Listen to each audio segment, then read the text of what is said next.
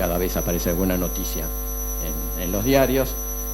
Clonamos un señor, no, mentira, no clonamos nada, pero dicen que clonamos un señor, clonamos la vaca, la soja transgénica y que nos mata a todos, y bueno, no nos mata, en realidad lo que nos puede llegar a matar es el glifosato, pero no es la soja, pero bueno, todos sabemos que la Argentina vende estas cosas. Los europeos no quieren comprar la soja transgénica, pero resulta que se comen todos los derivados nuestros que son transgénicos, entonces no se entiende mucho. Pero bueno, sí hoy arrastra a otras grandes aplicaciones, como les dije antes, para la industria sobre todo. En el campo de la salud, no me voy a extender demasiado, pero fue revolucionario, en realidad, ¿qué se puede producir hoy? Con proteínas humanas por uso terapéutico. Esto, bueno, cualquiera la puede usar, no es así. A ver, para que todos, la insulina lo conoce todo el mundo, y siempre alguno o algunos diabéticos tienen algún pariente diabético. Se sacaban de animales. Y eso tenía algunos problemas, no demasiado, pero tenía algunos problemas. Pero sí la producción estaba limitada, inclusive países que no tenían animales no pueden producir insulina. Bueno, a partir, si yo saco el gen de la insulina de un humano, no lo mato, si hace una biopsia o directamente de algún cadáver se puede sacar el gen, ese gen lo pongo en una bacteria y la bacteria me produce insulina humana, en cantidades industriales para abastecer a todo el mundo. Eso se hizo también con otra cantidad de proteínas y se sigue haciendo. Después voy a mostrar algo. Entonces, esto nos permite ahora producir proteínas humanas que antes era imposible. Producirlas en escala industrial. Porque si no, como lo contaba recién lo de los electrones en Laura. Está bien, es el comienzo. Yo puedo jugar en el laboratorio, pero si yo no produzco a escala industrial, los diabéticos van a seguir queriendo usar la de chancho o la de vaca. Son productos más seguros y controlables, porque yo me fabrico la bacteria que va a producir la insulina. Si yo extraigo de un animal, inclusive de un humano, no sé qué arrastra. De hecho, han conocido todos el mal de la vaca loca, era de los priones, bueno, no se sabía qué era, entonces hoy hay algo que se va a usar para el humano, y sobre todo inyectable, que venga de animales, es complicado, casi no se puede usar. Bueno, después lo mismo para hacer reactivos diagnósticos y procesos productivos más económicos. El proceso productivo, no digo el producto, porque todo esto tiene que ver, como dije, la tecnología tiene que ver con la política, con la economía, con los mercados, etcétera. Entonces yo puedo fijar un producto de venta muy alto. Todos los que llaman biofármacos, todos los biológicos, preocupan a los sistemas sanitarios de los países, porque son en general muy caros. Para que tengan una idea, en la Argentina el 56, casi el 60% de los medicamentos que los más caros son biológicos. Entonces le preocupa, con razón, el Ministerio de Salud, no solo al nuestro, le preocupa al de Estados Unidos también. Por eso Obama hizo una reforma, cierta reforma de salud que recién ahora está pudiendo hacer algo. Esto para mostrar dos cosas nomás, y para ir más rápido. Esta es una tabla de productos, de algunos de los productos aprobados en el FDA en Estados Unidos en 2011. El FDA, es decir, Food and Drug Administration, es el lugar donde se registran los alimentos, los medicamentos, los diagnósticos, etcétera. Es el lugar clave para que uno pueda salir a vender y de moléculas innovadoras. Acá están las compañías. Estoy casi seguro que ustedes no conocen a casi ninguna, salvo tal vez a Bristol Myers Squibb, porque seguramente habrán comprado algún medicamento, salen propagandas, etc. Entonces este es un fenómeno que también pasa, como estuvo contando Laura. Son nuevas tecnologías. Estas se crean por las nuevas empresas y empresas ligadas al conocimiento. En general todas salieron de las universidades. Y el segundo que quería mostrar es esto. Una inmunoglobulina antitoxina contra el escorpión. Eso no es gran genética ni nada. Saben que es sacarle sangre e inyectar con la toxina del escorpión a un caballo, sangrarlo, purificarlo bien, y cuando la gente está picada por un escorpión, en la Argentina hay poco, pero en la frontera entre Estados Unidos y México hay mucho, y hay mucha gente que pasa a algún lado. Esto sirve como tal, como se hace, por ejemplo, en el Instituto Malbrán de Buenos Aires, con los antiofídicos o antiarácnidos, etcétera. Bueno, que lo vende esta empresa, en realidad es producida y todo desarrollada y asociada con esto de un centro de investigación mexicano, que podría haber sido cualquier centro nuestro que tengamos, pero que siguió trabajando en calidad, en investigación y en productos para resolver problemas. Y dijo, pero esto además lo puedo vender en México, pero además lo puedo vender en Estados Unidos. Vender, yo no creo que haya alguna empresa desde el punto de vista de salud latinoamericana, me atrevería a decir, salvo algunos contratos especiales que ha hecho Cuba, pero sino que venda un producto, aunque sea asociado con una chiquita americana. Entonces digo, esto es para pensar que no solo tenemos que estar tratando de pensar productos en la frontera del conocimiento, o tratar de aislar un gen que me permite un diagnóstico de un cáncer muy especial, sino también hay montones de aplicaciones biológicas muy amplias, como es esto de sangrar caballos con calidad y poder hacer productos. Para ir más adelante divertidos, seguramente habrán leído en los diarios lo que son las células madre. Con las células madre resolvemos todo, desde los sabañones hasta los cánceres. Bueno, así se vende y así se hace turismo biológico por muchos lados. En realidad es uno de los grandes desarrollos y desafíos que se están haciendo. Las células madre en realidad se sacan de embriones originariamente, de embriones humanos, lo cual lleva a un tema que ya viene en discusión grave. ¿Qué hacemos con los embriones que sobran de la fertilización in vitro? Bueno, se sacan de ahí y estas células cultivadas permiten, después a través de determinados factores, determinadas cosas que se van haciendo, generar tejidos, o sea, generar glóbulos rojos, glóbulos blancos, células nerviosas, células de la piel, y entonces puedo después con eso a través hacer un pulmón o hacer un trasplante de neuronas. Todavía no se hace, pero algunas cosas están avanzando. Para algunos que ya la habrán sufrido, no sé qué mutación, pero bueno. Pero, gracias a la investigación y a que el desafío de lo ético, un japonés que estaba medio aburrido, agarró y sacó la piel, células de la piel, y empezó a hacer lo que se llama, bueno, es una genómica, pero que se llama biología sintética. Entonces, yo ideo, y le meto genes. ¿Los genes qué son? Digo, por todo lo que están en biología lo saben, pero los que no lo están, es una secuencia química que tiene información para algo. Entonces le metió 4 genes a la célula de la piel y la llevó a que fueran ahora células diferenciadas, células totalmente, digamos, para alguien que estudió biología no le entra en la cabeza, sobre yo que soy químico, menos.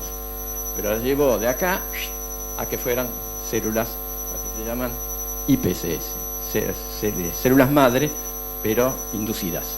Yo las induzco, las llevo a través de manejar la información genética. Como si a través de la información de los 0 y 1, 0 y 1, 0 y 1, puedo hacer algún programa distinto. Bueno, transformo la célula. Entonces acá ya no tengo problema. El señor aburrido se sacó el premio Nobel hace 4 años atrás. Junto con otro que había hecho una cosa parecida, pero no con los genes, hace unos 50 años atrás. Bueno, ahora, chao, no tengo problema. No necesito los embriones. Si vienen los embriones, que si está permitido, no hay problema, pero lo puedo hacer de esta manera. Ahora, este es un desafío que está creciendo constantemente, sirve mucho para investigación, pero además para futuros desarrollos de lo que se llama ingeniería de tejidos, o sea, tener tejidos para hacer trasplante, por ejemplo. Y esto, lo que nombré antes, la biología sintética, es como el Lego, ahora que está de moda todas las películas del Lego, en realidad, y estos pueden entrar, hay un programa que se llama Bricks, como ladrillos. Entonces lo crearon los jóvenes más divertidos que estaban en el MIT, en Harvard, en Estados Unidos, que significa pensar una célula como si fuera armar una radio. Bueno, yo me quedé en los transistores, pero como si fuera armar un chip, o los chips para la computadora. Le voy poniendo los elementos que yo necesito. Entonces, tengo tengo los elementos que después los meto en una célula, porque hasta ahora no puedo fabricar la célula. Pero sí armo, como les dije recién, con 4 genes, armo un sistema metabólico que me lleva a la célula madre. Bueno, hago lo mismo esto para fabricar, por ejemplo, más alcohol, para fabricar una molécula que te lo meto en una levadura y puedo hacer una super cerveza, o fabricar elementos químicos. Después viene otro más industrial, pero esto es el doctor Nadra, que está en la Facultad de Exactas de Buenos Aires, que es sobre el arsénico, que ella recién mencionaba. Y lo que hace es manejar, introducir una cantidad de genes y detectores dentro de una bacteria, que esa bacteria puede ser un detector, porque emite luz cuando hay arsénico. Entonces la puedo poner en un aparatito, voy al lugar donde está el arsénico, en el agua, en los suelos, etcétera, y me saca luz. Esto lo hago transformando la bacteria a través del manejo de la secuencia genética. Salto, dejé ahora esta parte y me paso a lo verde. Y esto lo pongo por 2 cosas. Esta es vieja, esta foto, porque es de una revista que ya ni existe, la compró ahora otra gran empresa, esta se llama Business Week. Pero la pongo porque en general en las instituciones nuestras, en las que están más relacionadas con la academia, no se leen las revistas económicas, tecnológicas, etcétera, etcétera. Sin embargo, suelen tener más información en lo tecnológico que las científicas. No digo que no hay que leer las científicas, no digo eso, pero estas había que leerlas también. Entonces decía en el año 97 que se viene la nueva revolución verde, porque los cultivos genéticamente ingenierizados, como la soja transgénica, van a cambiar los alimentos, los medicamentos y los materiales, ya no solo los alimentos. Esto es el último estadio, y se ve para la Argentina, de la evolución de la superficie cultivada en OGM. Después podemos, no quiero entrar en la discusión de OGM y OGM, no, en realidad, a ver, respecto de salud no hay problema, respecto de medio ambiente hay algunos inconvenientes, por supuesto se controlan y la Argentina lo cuida bien, sí hay problemas económicos, sociales, pero digamos, si quieren después lo podemos discutir más adelante. Lo que es cierto es que Argentina adoptó muy fuertemente esto por distintas causas. El azul es la soja, el verde es el algodón y el otro es el maíz. Y como ven, casi todo, salvo el maíz, que no llega a ser, pero prácticamente los tres, la producción nuestra agraria es transgénica, ya sea contra los herbicidas, o resiste los herbicidas, o resiste el ataque de los insectos.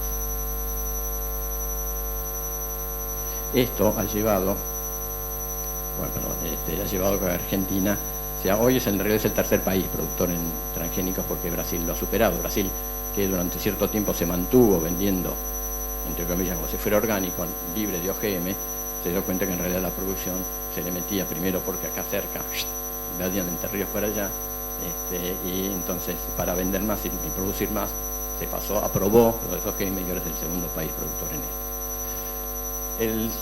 esto. El tercer gran sector de aplicación, como dije, hay varios, y prácticamente en cualquier lugar se puede llegar a aplicar la biología para la producción. Eso es lo que tiene que ver con la industria, y en este caso es biopolímeros que está desarrollando Cargill y Dow Chemicals con polilácticos, para hacer esto que sean como se llama, biodegradables. DuPont, empresa química, hace pocos años, sigue siendo química por supuesto, pero abrió un gran sector que se llama biológicos, y dentro de eso, fusionado con la British Petroleum, están desarrollando el biobutanol. Y esto que es a partir de la biomasa, o sea, de los restos de azúcares, lo fermentan, y acá usan esto que yo dije antes, la ingeniería metabólica o la biología sintética, para mejorar la fermentación y tener mayor rendimiento de butanol para usarlo después como uno de los fuentes de energía. Esto nada más para simbolizar y de vuelta para ir bombardeando que en realidad lo que necesitamos es producción e ingeniería. No sé si creo que Laura recién nombró de los ingenieros, y yo estoy como en alguna película de Woody Allen, que a lo largo del tiempo comencé a aprender y amar a los ingenieros. ¿Por qué? Porque yo soy químico de origen, pero hago más biología, pero todos nosotros tenemos cierta escala y cierta manera de pensar. Los ingenieros piensan distintos, por suerte, me refiero a esto, no sé otras cosas, pero me refiero a esto, y además que haciéndolo multidisciplinario uno puede resolver estos temas de producción y de industria, y en la Argentina necesitamos fortalecer esto, la producción. Tenemos, no digo no hace falta seguir con la ciencia, pero tenemos mucha producción científica. ¿Cómo la usamos? Entonces, la necesidad de tener sitios de producción y de desarrollos productivos, que son para las pequeñas empresas o los microemprendimientos, que les voy a mencionar 2 o 3, es un problema. ¿Cómo escalo yo esto? Bueno, no voy a entrar en esto, pero uno de los últimos conceptos que trae, sobre todo la aplicación de la biología hacia la industria en general, no solo salud y agronomía, es el concepto de bioeconomía. En realidad es por el gran desarrollo de las ciencias de la vida, todo lo que está impactando. Esto que yo dije como un chiste de un clon, bueno, pues yo puedo llegar a hacer, y si hacen clones de animales, se han hecho, se venden algunos que venden clones de perritos, clones de gatitos, etc. Pero todo este avance hacia la industria y hacia la sociedad en general es un impacto grande. Entonces se desarrolla todo este concepto, aplicación, desarrollos y fuertes, digamos, aplicaciones y financiamientos para fortalecer la bioeconomía, sobre todo pensando en el tema de petróleo, nuevas energías, etc. Antes les mencioné el trabajo que hace el doctor Nader en Exactas. Este ya es algo más grande es una empresa, Amiris, creada por un investigador en Estados Unidos. Amiris es una biotech, una startup, que lo que hizo fue producir este ácido artemisínico, que es un precursor de la artemisina. ¿Para qué se usa la artemisina? Para tratamientos en malaria, ¿eh? Y es una enfermedad, como ustedes saben, produce millones de muertos, sobre todo en las zonas del Asia. ¿De dónde se obtiene hasta ahora la artemisina? De plantas, se sigue obteniendo de esa forma. Esto lo que hicieron fue introducir unos genes dentro de la levadura y esto le permitió producir. Él es un profesor, como ven acá, de Ingeniería Química en la Universidad de Berkeley, que recibió este premio, pero llegar a producir y asociado, ya están en toneladas y era aumentado para producir la artemisina, ahora por métodos microbiológicos, si usted quiere, puede usar una levadura que lo produce. Pero esto es parte también de la ingeniería metabólica o biología sintética. Y acá intervino una empresa sin fines de lucro, no es una fundación, fue una empresa que duró 10-12 años sin fines de lucro, que financió al investigador y después lo relacionó con Sanofi para ir adelante. Esto es parte de la cadena de que se tiene que hacer, como llegamos, desde una idea, un primer producto, hasta el producto final.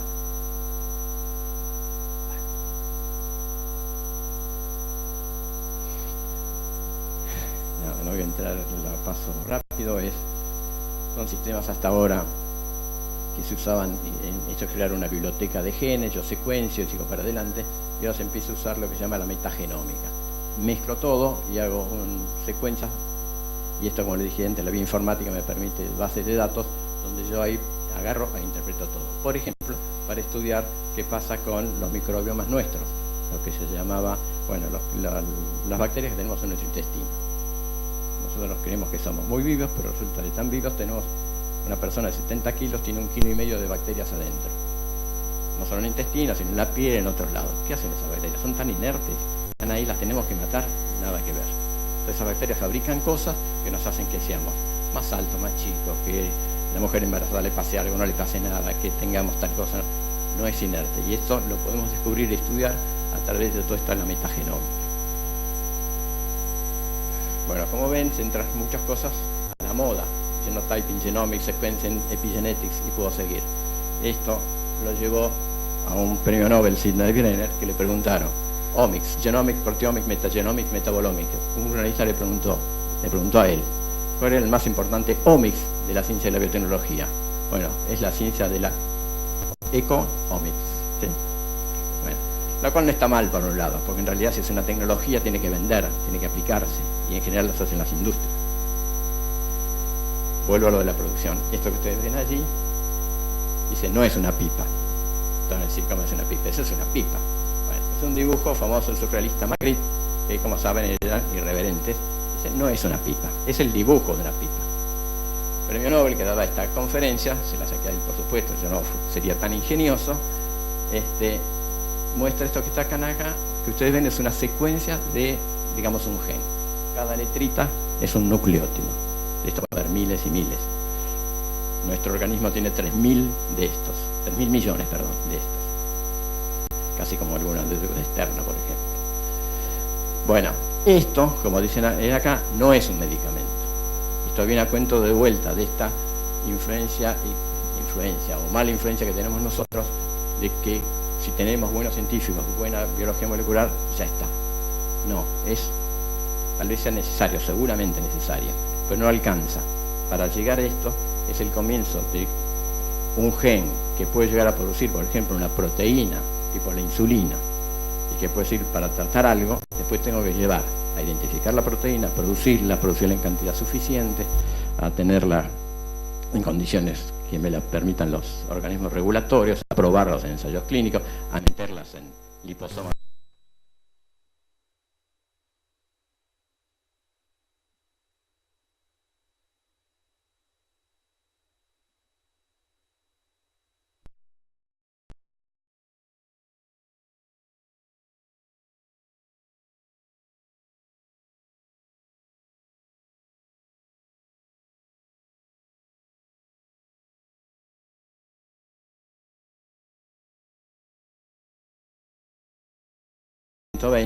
y los distintos sectores que se utilizan. Como ven acá, una que los economistas primero se no querían estudiarlas, que es fertilización asistida.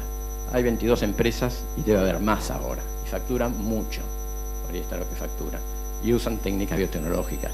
Ahora, ahí empezamos también con problemas. Yo puedo hacer diagnóstico prenatal, que es el embrión que le voy a poner a mi esposa para que después tengamos un hijo. Bueno, no importa. Quiero decir que lo que es importante es que hay varias empresas en todos los sectores, y esto es una riqueza para Argentina.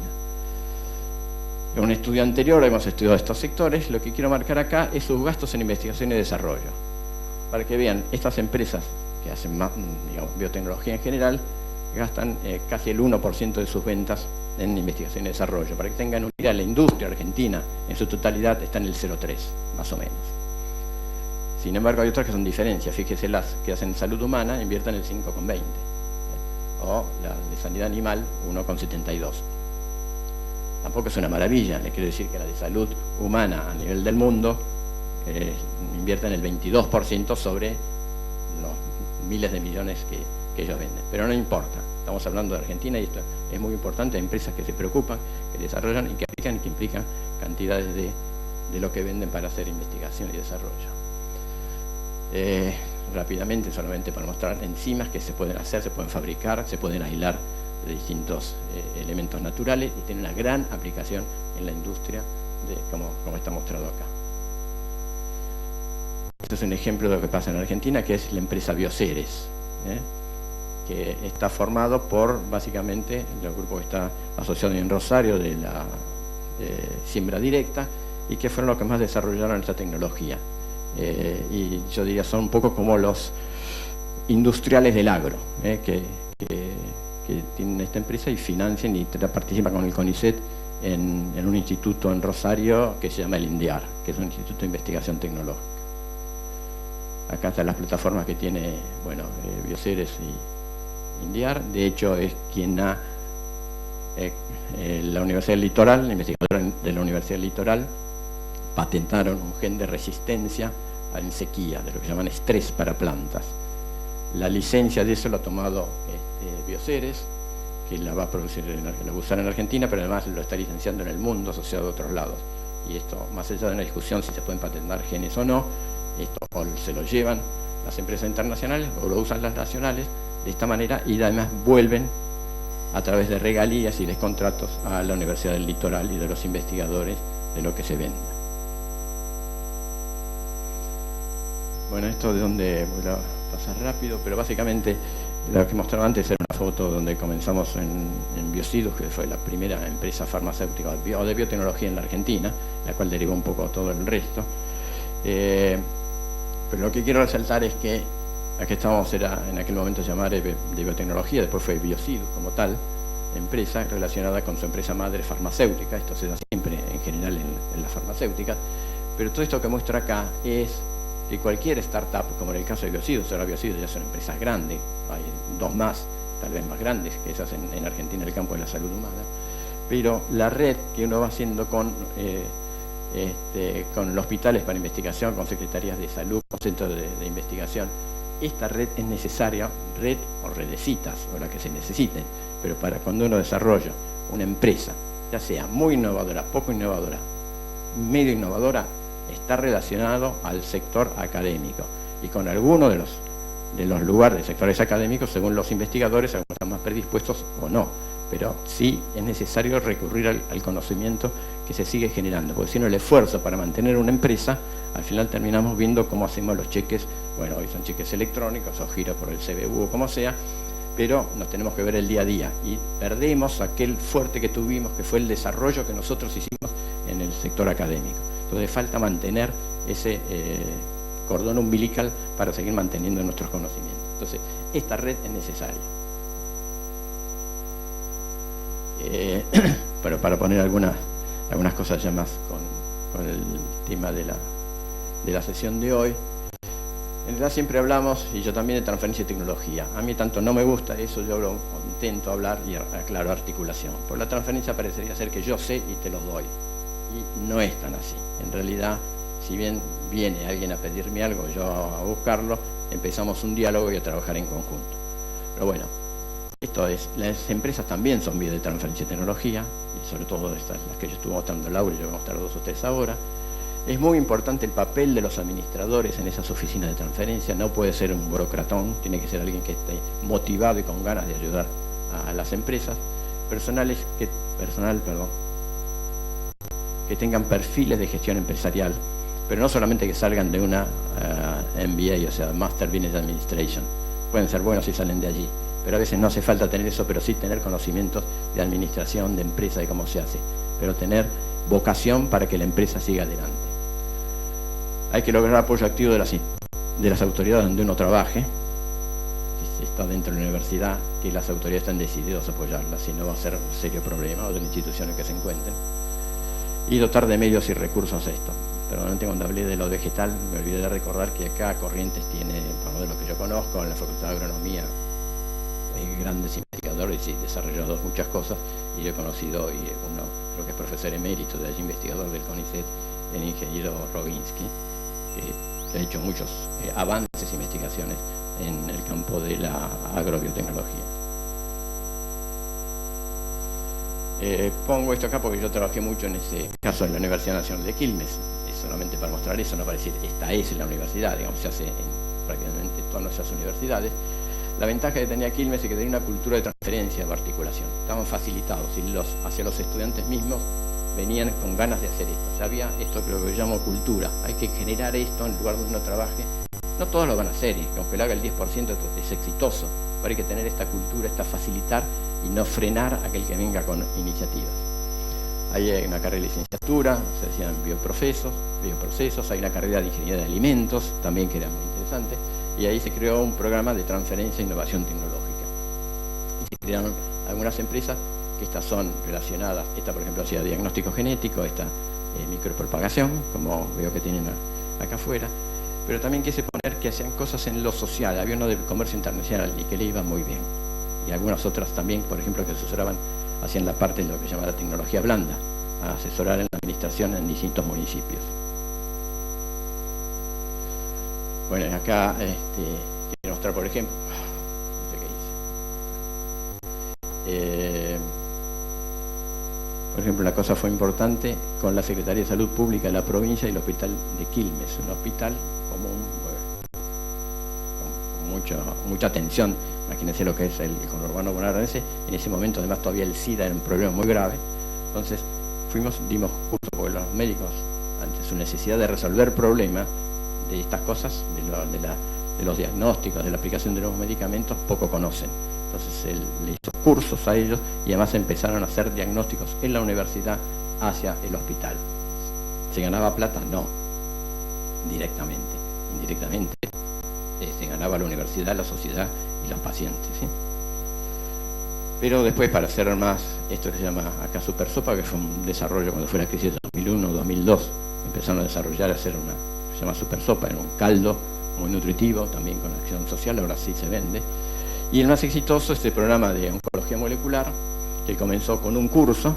¿Cómo comienza una relación? De alguna manera que hacemos un curso que el grupo ELEA daba a médicos, y de eso empezó a derivar a más, hicieron un estudio, otro estudio, bueno, le hacían servicios a la empresa.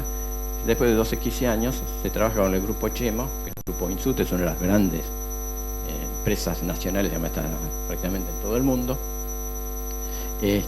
y que han registrado su primera molécula original en asociación entre la Universidad de Buenos Aires, la Universidad de Quilmes, los institutos cubanos y coordinados por este grupo Chemo, un anticuerpo que fue en principio desarrollado por los cubanos y estudiados entre las dos universidades nacionales argentinas, y se registró en Argentina y en otras partes del mundo, y ahora siguen con otra serie de productos.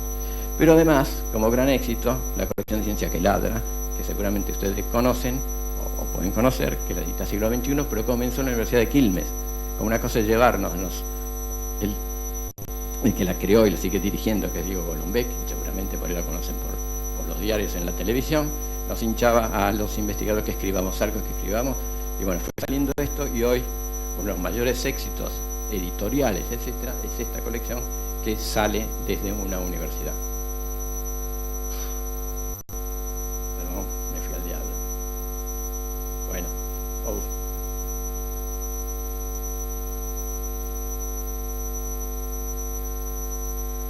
no sé cómo para.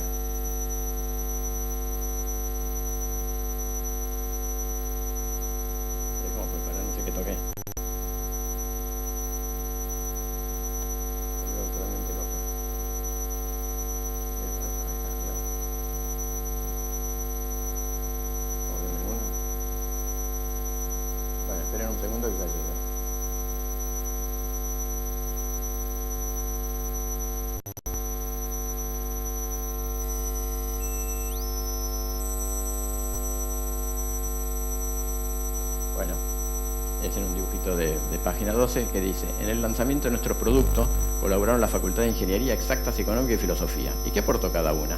Ingeniería con los planos, Exactas con el control de calidad, Económica calculó el precio de venta y Filosofía explicó por qué nadie lo compró. Bueno, digo para tenerlo en cuenta de lo que se tiene que hacer en la transferencia. Paso muy rápidamente 3 proyectos de los que yo tenía más a mano, que son los que llaman los Empretecno. El Ministerio de Ciencia y Tecnología nuestro nacional financia proyectos que llaman EBT, Empresas de Base Tecnológica. El nombre del programa es Empretecno. Una de ellas es esta, de Alejandro Krimer.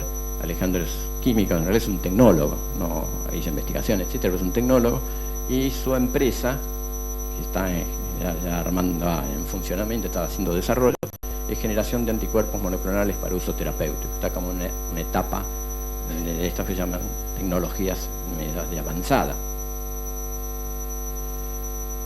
Ya tiene su laboratorio, 200 metros cuadrados, está muy bien equipado. Todo esto es financiamiento del ministerio, junto a los profesionales. Siempre tiene que tener una empresa grande que sea la receptora de los desarrollos que vayan a hacer ellos. Está desarrollando esta parte y, digamos, muy efectivamente. Otra empresa que es más chica, pero salta a otra cosa, que es cultiva la artemia salina. Yo sé poco de lo que es la artemia, pero en realidad es como para... Bueno, marisco me sale, ¿cómo se llama? Bueno, no me sale el nombre zoológico. Un crustáceo, ahí está, no me sale un crustáceo. Y que se cultiva y sirve como un alimento para otros crustáceos y para peces en general. Si quieren, entre comillas, no es gran tecnología, pero hay que saber hacerla, hay que saber cultivarla, hay que saber seleccionar. Y ellos son 2 biotecnólogos que fueron, en realidad son de Quilmes, pero esto es casualidad, no tiene nada que ver con que yo haya estado ahí en Quilmes, y a través del Fondo del Banco Mundial y del Empretecno están desarrollándolo y están haciendo sus primeros productos.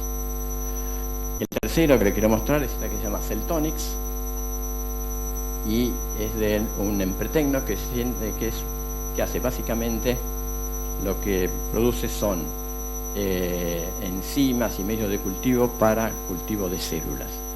Eso no se hace en la Argentina, se hace muy poco en América Latina.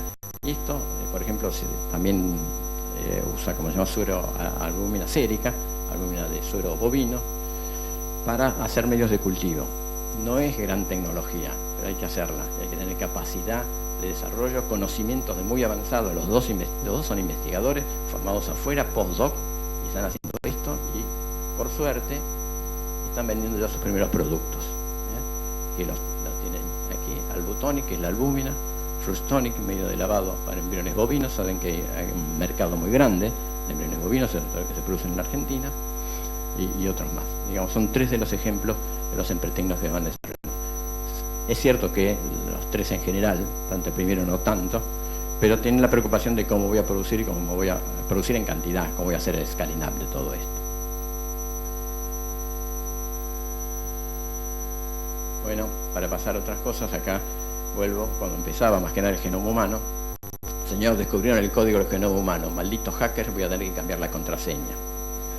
Bueno, el proyecto Genoma Humano fue, por ejemplo, después esto, hay una corriente, y acá pasó rápidamente algo que a mí casi le diría que me interesa mucho más de todo lo que venía hablando, que es cómo la sociedad percibe los adelantos, los ve, y cómo nos puede ayudar a que se desarrollen bien o a que nosotros corrijamos errores que estamos haciendo.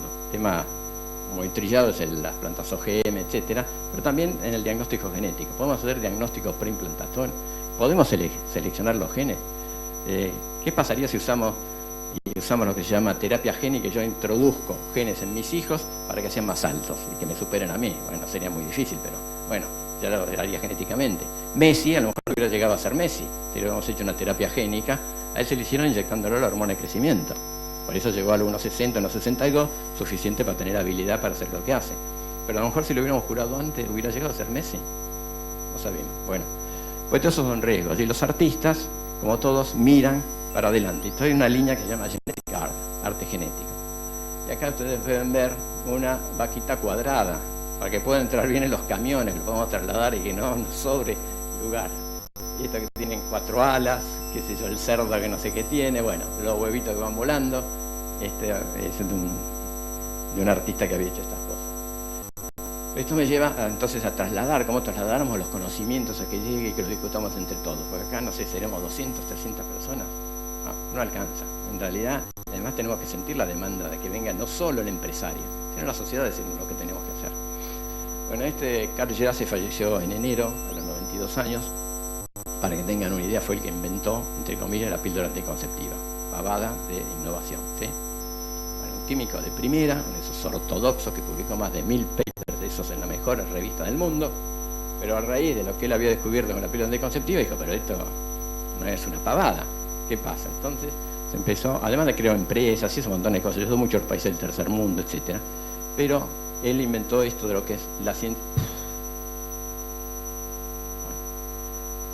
en la ficción. ¿Qué quiere decir? No ciencia ficción. Meter en la ficción, o sea, en novelas, en cine, en teatro, en televisión, temas que tengan que ver con la ciencia. Y lo ha hecho sobre todo en el tema de... Tiene novelas que les recomiendo que quien le dice la biotecnología. Hay una novela que se llama No, pero no por la negación, sino NO, que es decir, óxido nítrico. Es lo que se fundamenta para el sildenafil, o sea, la famosa pastillita azul que se vende para las personas mayores, nos podemos beneficiar de algo. Entonces él crea eso en la novela y cuenta cómo se crea una empresa de biotecnología, pero la cuenta novelada, mucho más divertida que lo que se lo puedo contar yo.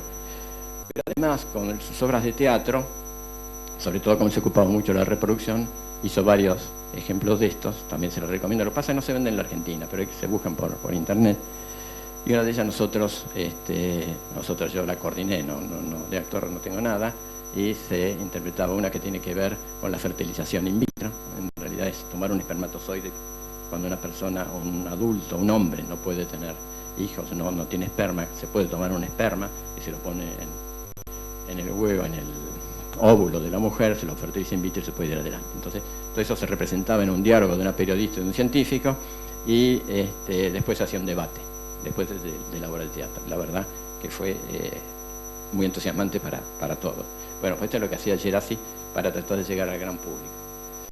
Esto lleva a temas de la bioética, están muy de moda por todo esto del avance de las ciencias de la vida. Antes le mencioné la bioeconomía, ese por un lado, y esto, si se meten en bioeconomía van a encontrar a todos los grandes países del mundo. Por ejemplo, Estados Unidos lleva vertiginosos adelantos en la biotecnología respecto a todo el resto del mundo y no firma casi ningún tratado que lo pueda comprometer.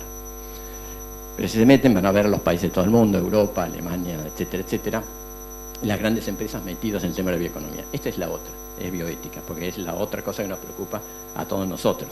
Y en realidad muchas de las industrias le tendrían que preocupar, porque en realidad la biotecnología se hace en industrias, sean públicos, privados, se hace en industrias. Entonces esos son algunos de los temas que le puedo mencionar. Por ejemplo, para prolongar la vida. Podemos vivir, creo que no lo traje, pero hay un dibujito muy bueno de Fontana Rosa, de dos viejitos charlando, dicen que en el siglo XXI vamos a poder llegar a vivir hasta los 130 años. Entonces el viejo le dice, ¿y qué hacemos ahora hasta las 7 de la tarde? Entonces, ¿para qué queremos vivir tantos años si no sabemos qué vamos a hacer en 2 horas? Bueno, sin embargo, las grandes inversiones hoy en prolongar la vida, hay uno de los proyectos Genoma Humano, por suerte triunfó y fue exitoso, proyecto Genoma Humano, que describe toda la secuencia de nuestros genes. Ojo, que si se estuviera privatizado, no lo podemos usar si no lo pagamos. Por suerte ganó el consorcio de los estados. Pero el que dirigía el consorcio privado, que usaba los conocimientos del Estado, se llama Cray Venter, creó un instituto que se llama Longevity, o sea, para estudiar y mejorar, lo cual, digamos, no está mal investigarlo y ver cómo podemos mejorar, porque en realidad las enfermedades crónicas empiezan a ser un problema, más que las infecciosas, inclusive para países como el nuestro. Google, por ejemplo, ahora se ha transformado en algo más grande, no me acuerdo cómo se llama la empresa madre, sigue siendo Google como tal, pero creó 2 en salud, uno en salud general y otro en salud más especializado para esto. Bueno, digo, todo esto lleva a estos temas de bioética que podemos llegar a debatir mucho tiempo, pero para alguien que está muy, muy reciente, esto de ingenierizar un hijo perfecto, no es solo lo que yo le dije, selecciona un gen, no, yo puedo manejar, bueno, todavía no podemos, pero casi, estos sistemas que menciona acá, CRISPR-Cas9, más complicado que mencionar algo de la informática, que es una secuencia genética que me permite a mí, en un embrión, o inclusive después en algún adulto, que se manifiesten o no ciertos genes, y con eso yo elimino o no ciertas características. Por ejemplo, si tengo enfermedades genéticas muy complicadas a nivel de los embriones. Entonces yo puedo operar con esto y se elimina el gen. Y la verdad que algunas veces vale la pena porque hay enfermedades que son genéticamente determinantes y terribles. Pero me lleva a serios problemas. Entonces ahora se está regulando todo esto. Y termino acá, con esto que es las abuelas y la genética. No es contarle la genética a las abuelas. Es un libro que produjeron las abuelas de Plaza de Mayo, que se llama Las abuelas y la genética, y es el aporte de la ciencia en la búsqueda de los chicos de los desaparecidos. Yo casi le diría, no se puede cuantificar económicamente, pero son los grandes aportes de la biotecnología en la Argentina. Y el segundo modelo de esto es que parte no de los científicos, no de los empresarios, no de los gobiernos, al menos de los gobiernos de esos momentos, sino de las abuelas. Cansadas de ir a ver un chiquito, un bebé, que parecía ser la cara del hijo o de la hija, o de ir a una clínica y ver que tampoco podían resolverlo, pensaron, en el año 77, 78, pensaron, la ciencia no puede dar la respuesta. Y ahí salieron a buscar investigadores en el mundo, había muchos latinoamericanos, argentinos también, el doctor Pinchazade fue uno que colaboró mucho con ellas, para hacer algo totalmente novedoso, que fue lo que se llama la abuelidad. Porque hacer hoy un diagnóstico de paternidad casi es un chiste. Me sacan a mí, a mi hijo, y lo hacemos. Pero en ese momento, primero, eso no existía, había una generación que no estaba, y segundo, no estaban las técnicas. Hubo que desarrollarlas en una cooperación internacional enorme. Entonces digo, esto es un modelo y un ejemplo para ver cómo se puede hacer ciencia, tecnología, desarrollo y usar con fines sociales, porque además de ellos fue también haciendo medio en paralelo, después muy fortalecida por ellos, y lo cuentan en este libro, el equipo argentino de antropología forense, que como ustedes saben, es llamado en varios países del mundo para estudiar restos, como sucede ahora en África, en México, y también en algunos países de África. Digo, esto también para tenerlo en cuenta, porque es alta tecnología, muy alta tecnología. Bueno, para acá. Gracias.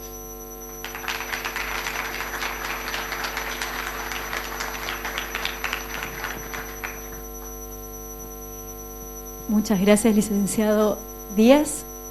Abrimos un espacio para preguntas. Tengo todavía regalitos,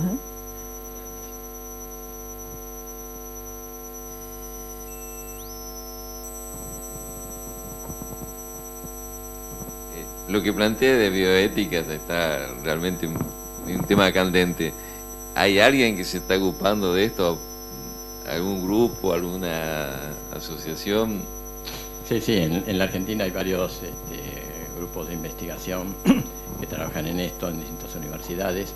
Inclusive tenemos, tal vez ahora yo me alejé un poco de esto, al principio estaba más trabajando en la biotecnología, en la producción, y me preocupaba a trabajar con ellos porque para tener este feedback, ¿no? de saber y trabajar bien. Ahora ya no soy tanto, pero hay una representante argentina en el Comité de Bioética de Naciones Unidas, por ejemplo, para tener una idea, pero hay varias gente que trabaja en las universidades en estos temas, sí.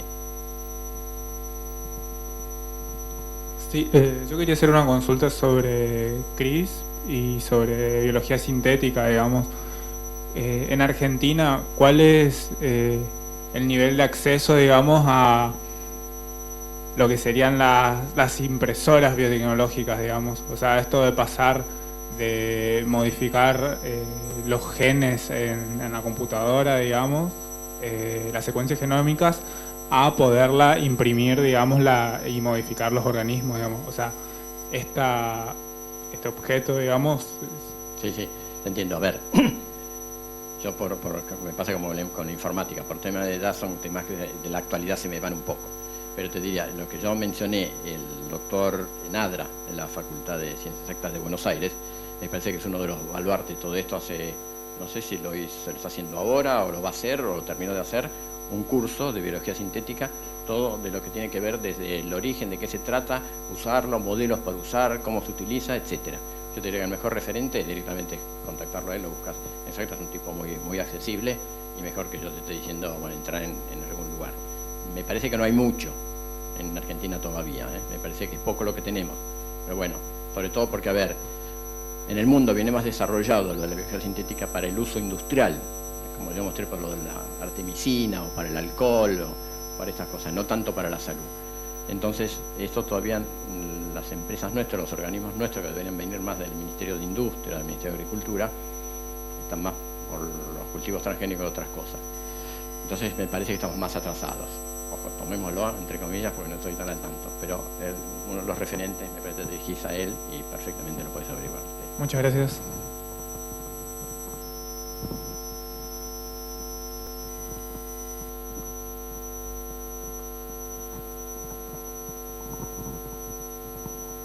Buenas tardes. Mi pregunta es con respecto a lo que explicó de metagenómica.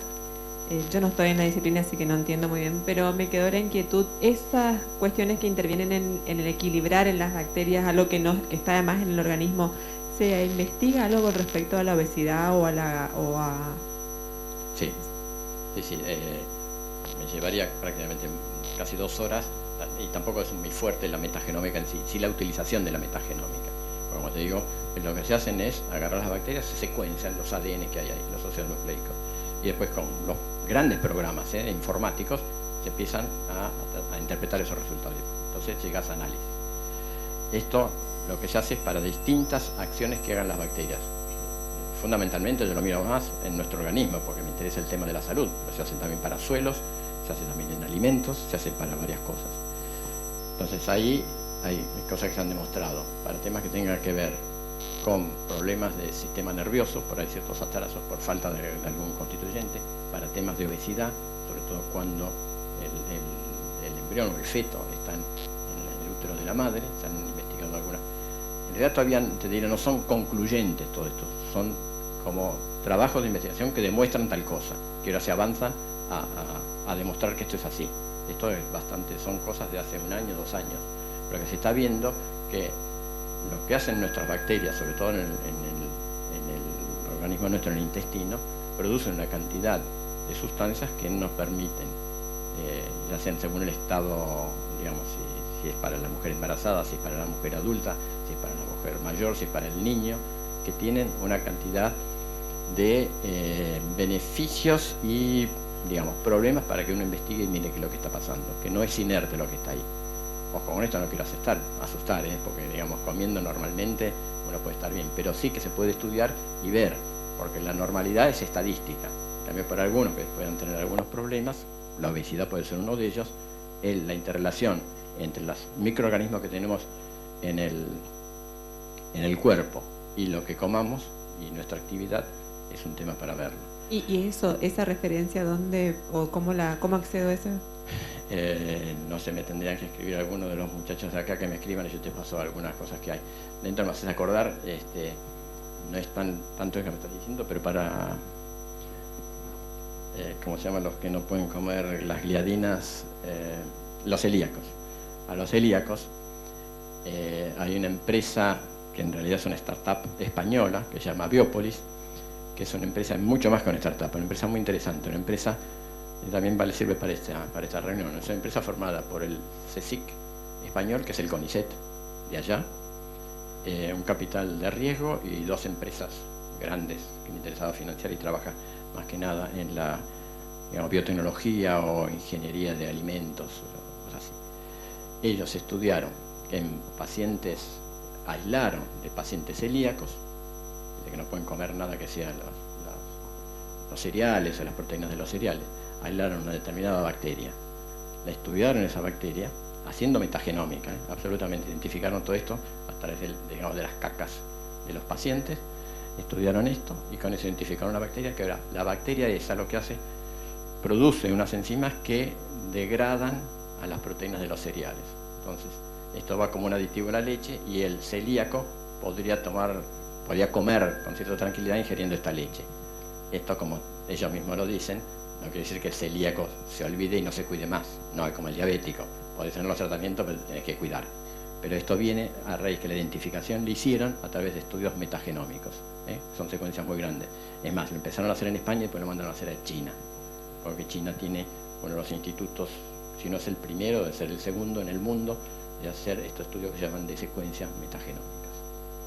Digo, yo mismo que entiendo algo, me entiendo un poco más, pero digamos, mismo me asombré cuando de una empresa que hace estos servicios me mostró un poco cómo lo hacen, pero más que eso, cuando me mostraron las cosas, digo, ¿yo qué hago con todo esto? Me mostrar 10 millones de secuencias, no entiendo nada. Entonces eso va a un programa, y el programa te dice de esas secuencias, moléculas que se producen, qué acción puede tener en la diabetes, en la obesidad, en el sistema nervioso, en esto, en esto.